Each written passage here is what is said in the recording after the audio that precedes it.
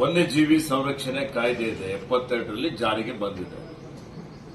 ಅದಾದ್ಮೇಲೆ ಇದು 80ರ ದಶಕದಲ್ಲಿ ಮತ್ತೆ 2002ರಲ್ಲಿ 2022ರಲ್ಲಿ ತಿದ್ದುಪಡಿನೂ ಆಗಿದೆ.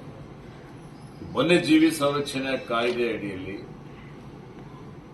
ಯಾವುದೇ ವನ್ಯ ಪ್ರಾಣಿಗಳೇನಿದ್ದಾರೆ ಆ ವನ್ಯ ಪ್ರಾಣಿಗಳ ಇವತ್ತು ಹುಲಿ ಚರ್ಮ ಇರಬಹುದು, ಆನೆಯ ದಂತ ಇರಬಹುದು, ಜಿಂಕೆ ಚರ್ಮ ಇರಬಹುದು, ಕೊಂಬಿರಬಹುದು, ಇವು ಯಾವುದನ್ನು ಇವತ್ತು ಉಪಯೋಗ ಮಾಡಲಿಕ್ಕೆ, ಇದಕ್ಕೆ ಸಂಗ್ರಹ ಮಾಡಲಿಕ್ಕೆ, ಸಾಗಾಣಿಕೆ ಮಾಡಲಿಕ್ಕೆ, ಸ್ವಂತ ಇಟ್ಕೊಳ್ಳಿಕ್ಕೆ ಯಾವುದೇ ಅವಕಾಶ ಇಲ್ಲ. ಇದು ಯಾರಾದರೂ ಆ ರೀತಿ ಮಾಡಿದ್ರೆ ಅದು ಶಿಕ್ಷಾರ್ಹ ಅಪರಾಧವಾಗ್ತದೆ.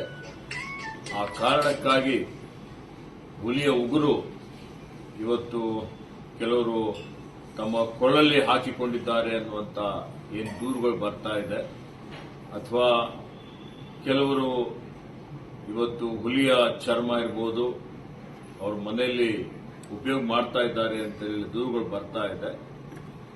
ಇಲಾಖೆ ಯಾವುದೇ ದೂರುಗಳು ಬಂದರೂ ಅದನ್ನು ಇವತ್ತು ತನಿಖೆ ಮಾಡ್ತಾರೆ, ಮತ್ತೆ ಕಾನೂನು ರೀತಿಯ ಕ್ರಮ ಜರುಗಿಸ್ತಾರೆ ಅನ್ನುವಂಥ ಮಾತನ್ನು ಹೇಳಲಿಕ್ಕೆ ಬಯಸ್ತಾರೆ.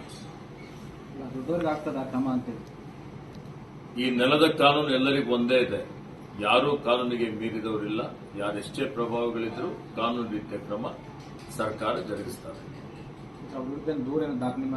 ಅಧಿಕಾರಿಗಳೇನು ಹೇಳ್ತಾರೆ ದೂರ ದಾಖಲಿಸಿಕೊಂಡು ತನಿಖೆ ಮಾಡಲಿಕ್ಕೆ?